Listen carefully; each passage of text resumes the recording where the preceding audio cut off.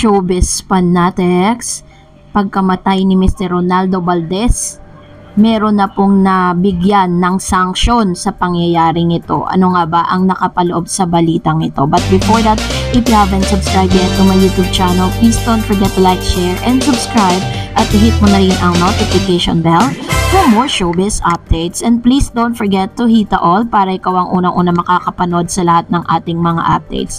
Matapos ngang lumabas ang leak videos nitong si Mr. Ronaldo Valdez, ay talaga naman pinag-usapan po sa social media at sa lahat ng mga social media platform. Tinututukan ngayon ng QCPD ang kasong ito ni Mr. Ronaldo Valdez sapagkat marami pong sumisigaw ng totoong pangyayari patungkol sa bagay na ito. Pero hindi rin nakalagpas sa QCPD ang mga pulis na nagpakalat ng videos. Sinibak na sa pwesto ang 2 pulis mula sa Quezon City Police District QCPD na sangkot sa pagpapakalat ng sensitibong video kaugnay ng sa pagpanaw ng veteranong aktor na si Mr. Ronaldo Valdez. Sa gitna ng pagluluksa ng pamilya at mga kasamaan sa showbiz industry ni Ronaldo, kumalat sa social media ang video ng pagresponde ng otoridad sa bahay mismo ng aktor sa Quezon City. Maraming netizen ang naalarma sa naturang video dahil sa paglapastangan sa alaala ni Ronaldo. Nitong Miyerkules, December 20 kahapon 2023, nagbigay ng pahayag ang Philippine National Police sa pangunguna ni PNP Acting Chief PIO Colonel Jean Pajardo para sa inanunsyo sa publiko na sinibak na sa pwesto ang 2 unang pulis na rumesponde kay Ronaldo at responsibilidad o responsible sa pagpapakalat ng video. Kausap kanina ni District Director at ni-relieve na po niya yung first responder at ang kanyang station commander para tignan ang liability. Pahayag ni Pajardo sa isinagawang press briefing ayon sa ulat ng GMA News. Ayon po kay Pajardo, nasa kustodya na ang QCPD holding unit ang 2 pulis habang isinasagawa ang investigasyon. Maaari silang maharap sa reklamong administratibo at kriminal dahil sa pagpapakalat ng video. Sa hadpa ni Pajardo, this is regrettable incident na hindi dapat kumalat sa social media. Kung ito ay kuha ng ating first police responder for documentation purposes, wala po sanang naging problema. Hinabi naman ni Pajardo na nakikipag-ugnayan na ang QCPD sa PNP Anti-Cybercrime Group para matukoy ang mga netizen na nagbabahagi ng video sa social media. Ay niya, I don't want to preempt the ongoing investigation but suffice it to say na nasabi na ng District Director ng QCPD na they are coordinating with ACG to identify kung sino yung mga nag-share ng bidyong ito.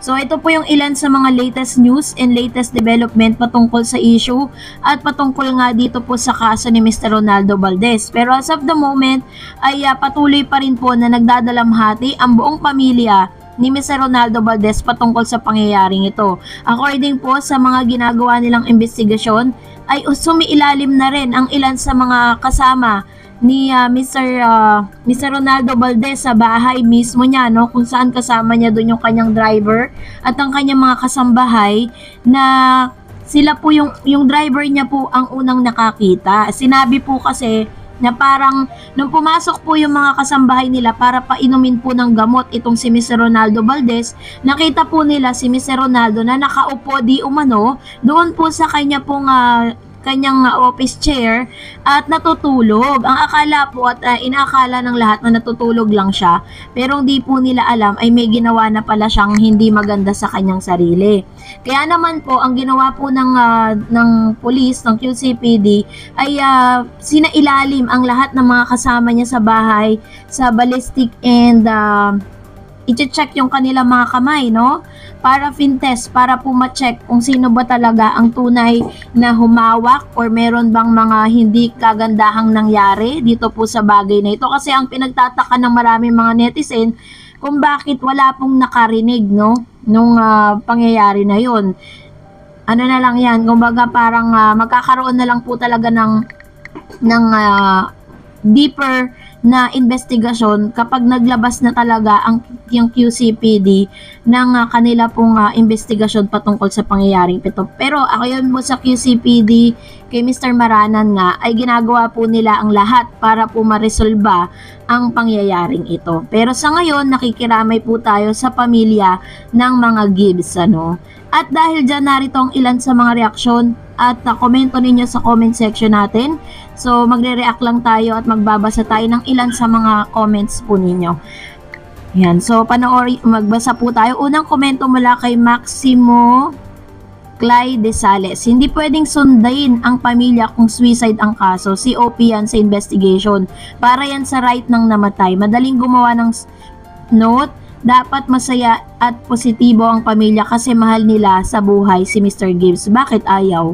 So, yun po yung ilan sa mga nagtatanong no, bakit daw ayaw ng paimbestigahan. Pero sa tingin ko naman po, ginagawa rin po ng pamilya ni Mr. Gibbs or ng pamilya ni Mr. Ronaldo Valdez ang lahat para po talagang, kaya nga po sila pumayag na paimbestigahan eh. Kaya nga po nila ibinigay ang lahat ng mga ebidensya at mga legal actions na pwede nilang gawin sa kanilang tatay, lalo-lalo na po ng manager po ni Mr. Ronaldo Valdez. Miss Noemi 3324 also said, kung siya ang nagpaputik sa sentido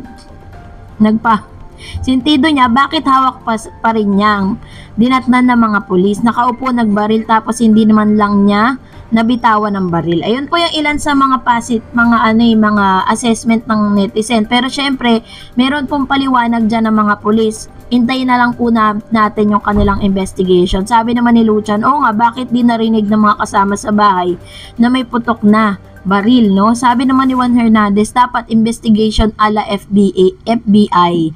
So, yun po yung kanilang mga komento at yun po yung talagang tinututukan po ito ng mga netizen kasi gustong-gusto nating malaman, meron ba talagang foul play na nangyari dito po sa pangyayari sa pagkapanaw nga ni Mr. Ronaldo Valdez. Although, may mga nakikita silang mga probable cause kung bakit ginawa ito ni Mr. Ronaldo Valdez, pero syempre kailangan pa rin para makuha rin ni Mr. Ronaldo yung justice if ever nga na meron ng foul play na nangyari.